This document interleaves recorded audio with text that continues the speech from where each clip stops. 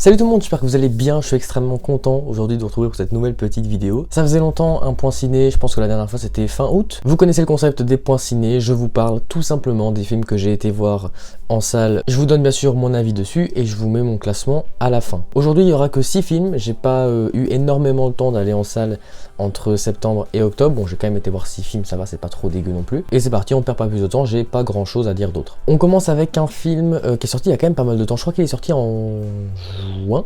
C'est le biopic sur Elvis Presley, le film Elvis. For eternity.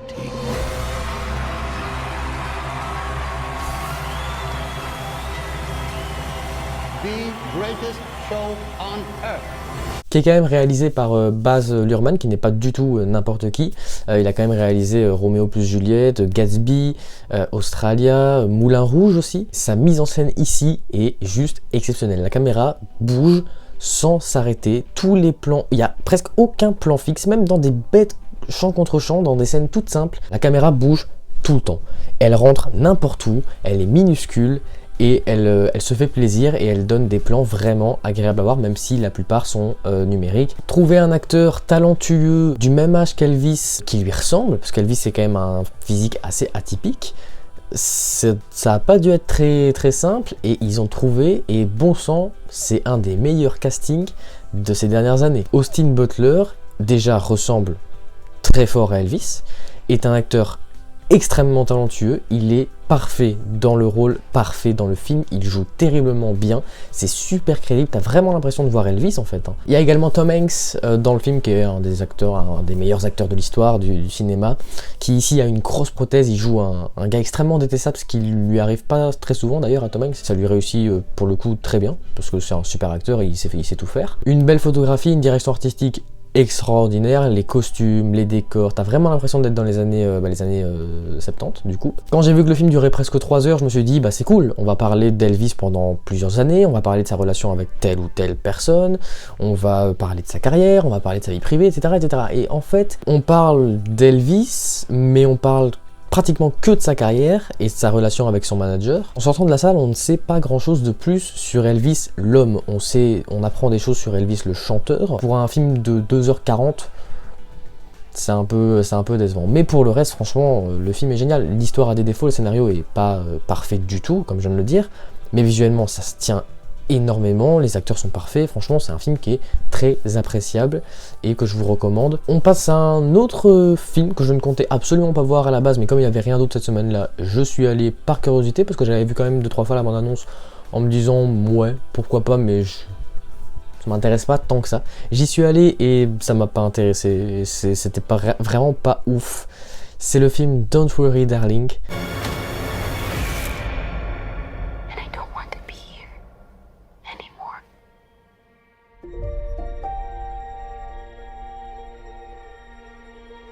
Un film avec Harry Styles, qu'on a vu récemment dans The Eternals, qui avait joué il y a quelques années dans Dunkerque. Donc ça fait pas longtemps qu'il est dans le cinéma, mais voilà, il a quand même déjà su se faire un nom dans l'industrie du cinéma, ce qui est pas une chose facile, donc déjà bravo quand même à lui. Et Florence Pugh, qui est une actrice qu'on connaît, hein, qui est actrice depuis pas mal de temps et assez bankable. Bref, pas grand chose à dire sur elle, si ce n'est que je ne l'aime pas et que pour moi c'est une mauvaise actrice. C'est Olivia Wilde qui réalise le film. Pas grand chose à dire sur sa réalisation, c'est une bonne réalisation, c'est pas excellent, c'est pas, ça me saute pas aux yeux direct, mais c'est une réalisation, j'ai envie de dire normale, il n'y a pas de défaut, il n'y a pas de qualité non plus. Les musiques qu'on retrouve par contre dans le film sont sympas, en salle, pendant le film, les musiques, certaines musiques, 2 ou 3, m'avaient quand même pas marqué, mais interpellé, et j'ai trouvé assez stylé et je trouvais qu'elles se morfondaient bien dans les scènes qu'elles devaient mettre en valeur et elles y parvenaient assez très bien, je trouve. Le film se déroule au sein d'une secte, c'est très intéressant je trouve, c'est vrai que c'est pas très courant au cinéma des films qui se déroulent au sein clairement une secte. Sans spoil, le film parle aussi pas mal du fait des moyens que tu vas essayer d'entretenir pour sortir d'une dépression. C'est aussi un peu un film de SF, sans trop spoiler encore, et c'est vrai que certaines révélations sur le film, sur ce qu'on est en train de voir, sont cool et inattendu. Malgré ça, le film est extrêmement simple. C'est censé être un thriller sociétal horrifique, plus ou moins. C'est un peu un truc à la Jordan Peele, mais sans Jordan Peele. Donc c'est quoi? C'est des scènes qui se veulent très tendues, très bien faites, alors qu'au fond elles sont méga académiques. C'est des scènes qu'on retrouve dans tous les films d'horreur du monde. Je me souviens d'une scène. La caméra entre dans un gymnase avec des danseuses, dont Florence Pugh, et elle bouge très lentement pendant 1 minute. Et le regard de Florence Pugh et de toutes les autres danseuses autour, je ne sais pas si je retrouverai le plan sur internet, mais elles suivent l'objectif, et pendant 1 minute, tu fixes en fait malgré toi toutes les danseuses qui ne sourient pas, qui te regardent comme si le temps était arrêté. Encore une fois, ça montre que Olivia Wilde essayait de faire des scènes qui se voulaient innovantes et efficaces à mort parce que c'est original, t'as la caméra qui bouge pendant 1 minute, waouh, truc de dingue.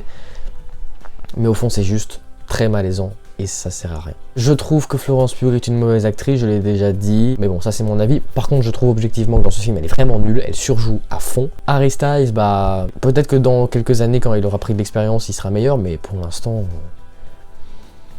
s'il retourne dans la musique, qu'il quitte le cinéma, je pense qu'on s'en portera très bien, quoi. Bref, film que je ne vous recommande pas spécialement. C'est pas un nanar, c'est pas un film. Il y a des qualités dans ce film, mais il y a aussi des défauts, vraiment beaucoup. Donc j'ai été assez déçu en sortant de la salle.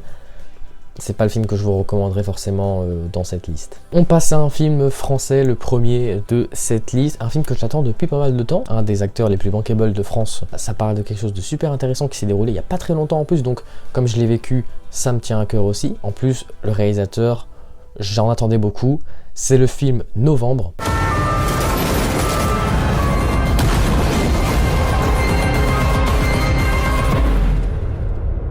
La tête d'affiche dont je parlais, bien sûr, Jean Dujardin, qu'on ne présente plus, qui a quand même gagné un Oscar. Le sujet, c'est les attentats du 13 novembre. Ça se concentre surtout sur l'enquête après les attentats, ce qui est, je trouve, beaucoup plus intéressant que les attentats en eux-mêmes. Cédric Jiménez, à qui l'on doit le film Bac Nord, qui, même si politiquement je suis un peu éloigné de ce film, c'est un film qui m'a un peu dérangé. C'est pas un mauvais film du tout, surtout au niveau de la mise en scène. Pour le coup, Novembre, il ne l'a pas scénarisé, il l'a simplement réalisé. Je sais pas si on peut qualifier ce film de droite. C'est quand même un film qui, pendant 2 heures, un peu moins, va te parler de certaines personnes qui s'appellent notamment Abdelhamid, Salah, Ousmane, des trucs ainsi, qui causent du tort à la société française.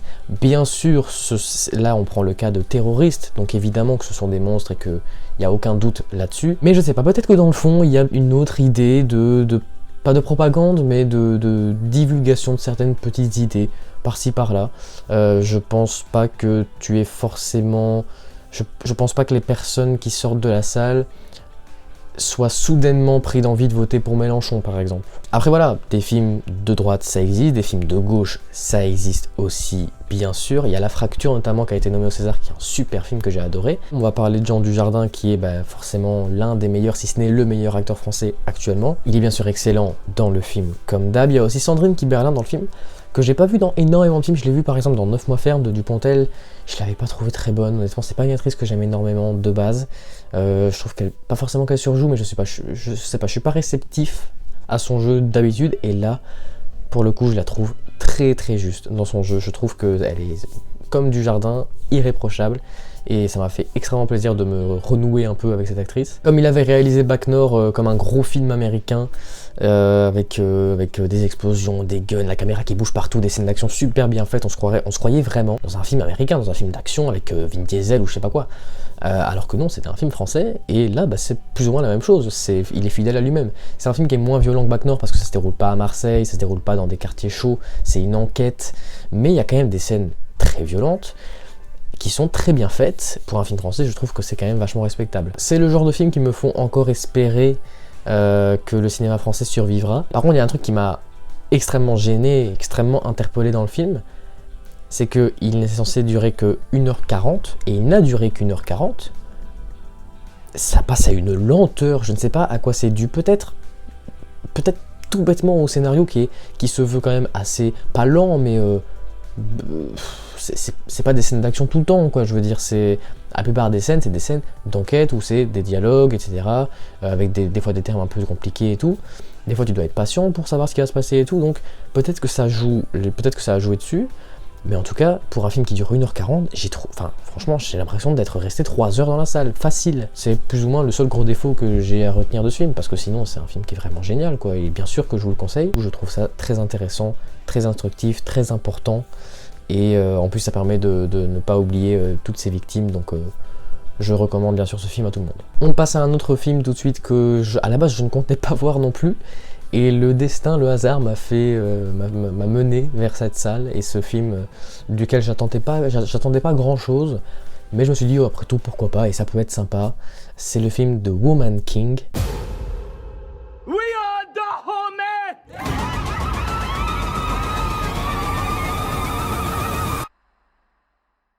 Don't know, take my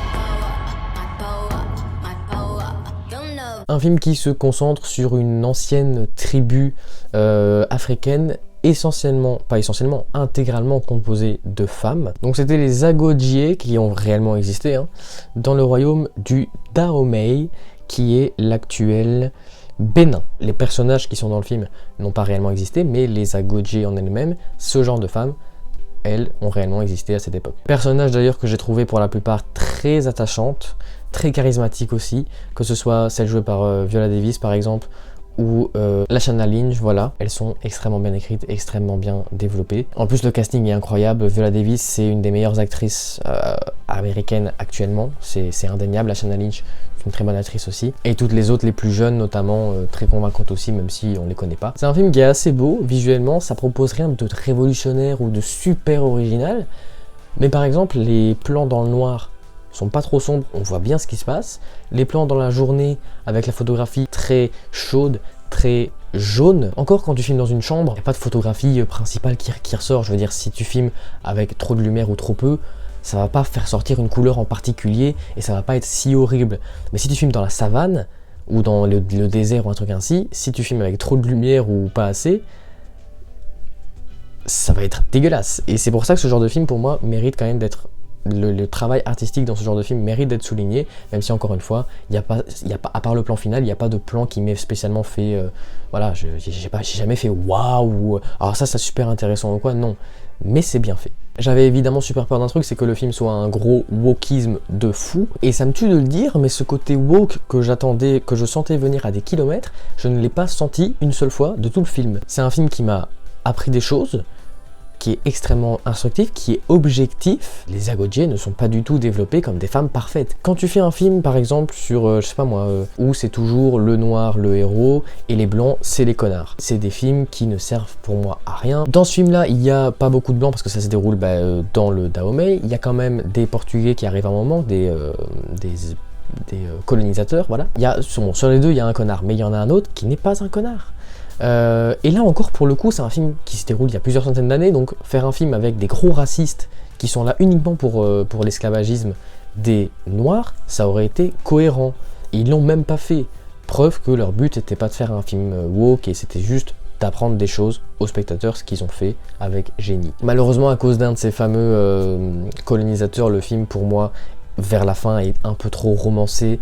Il y a des libertés qui ont été prises par rapport à l'histoire originale des Agodjie, des légères différences durant tout le film, ce qui est normal, c'est un film, ça doit être romancé, mais à la fin ça l'est un peu trop et on s'éloigne pour moi du film documentaire très instructif et objectif, mais bon ça dure pas longtemps et c'est des détails, c'est des histoires de relations qui sont pas forcément crédibles. C'est vraiment le truc qui m'a dérangé. Pour le reste il n'y a pas grand chose qui m'a dérangé, c'est un film que j'ai vraiment trouvé excellent, ça m'a appris des choses et c'était divertissant, donc franchement je vous conseille bien sûr ce film à 200%. J'aurais dû terminer par Smile, mais on va en parler tout de suite parce que je veux terminer en beauté avec le 5e film du coup. I'm just really scared that something bad is going to happen.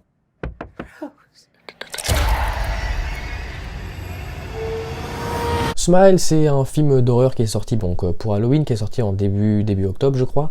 Un film d'horreur que j'ai été voir juste parce que c'était Halloween et que j'étais dans le mood, sinon je l'aurais évidemment jamais regardé. Celui-là avait l'air pas dingue, mais il y avait quand même un espoir.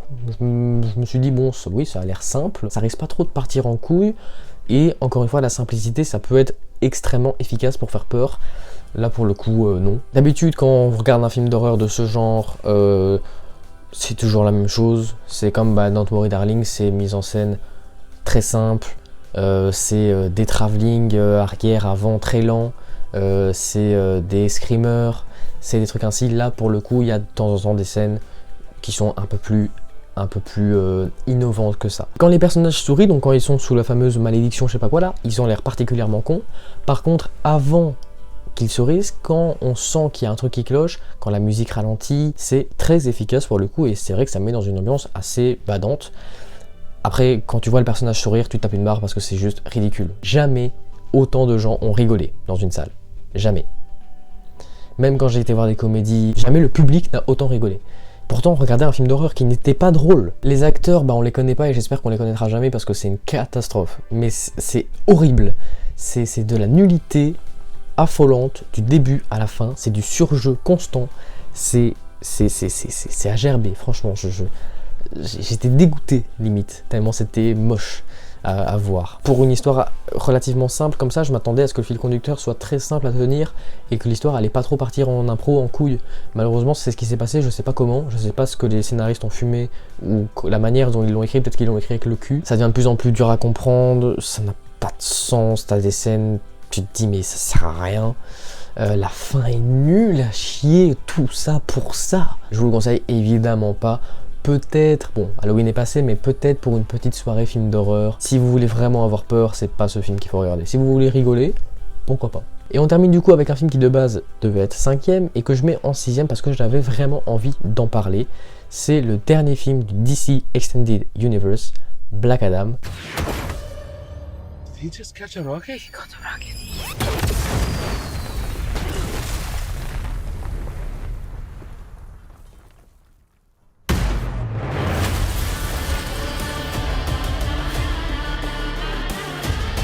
C'est en plus de ça un spin-off de Shazam, et c'est en plus un nouveau film, non pas de super-héros, non pas de vilains, mais d'anti-héros. C'est un des meilleurs anti-héros pour moi du cinéma depuis assez longtemps.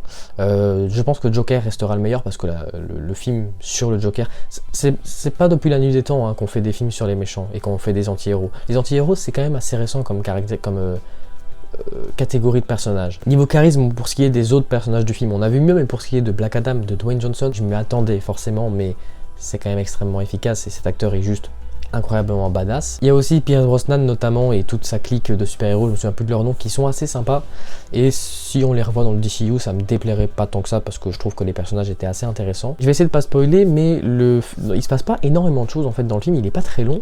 Il y a peut-être 3-4 arcs maximum, il se passe pas 600 000 choses et du coup t'as pas l'impression que le film dure des plombes. C'est juste un dosage, un équilibre qui est juste parfait en fait. Certes, c'est un peu le cliché du pays du Moyen-Orient, chaud, désertique, sale, pauvre, et du coup la photographie est extrêmement jaune, mais je trouve qu'elle est pas dégueu. Je trouve qu'elle n'est pas trop exagérée non plus. Et des fois, il y a même des... Parce que forcément, les pouvoirs de Black Adam font que t'as des fois des mélanges de couleurs. T'as aussi les autres super-héros avec leur tenue très colorée qui entrent en scène des fois. T'as aussi la scène où Black Adam arrive, où t'as beaucoup de bleu, beaucoup de couleurs plus sombres.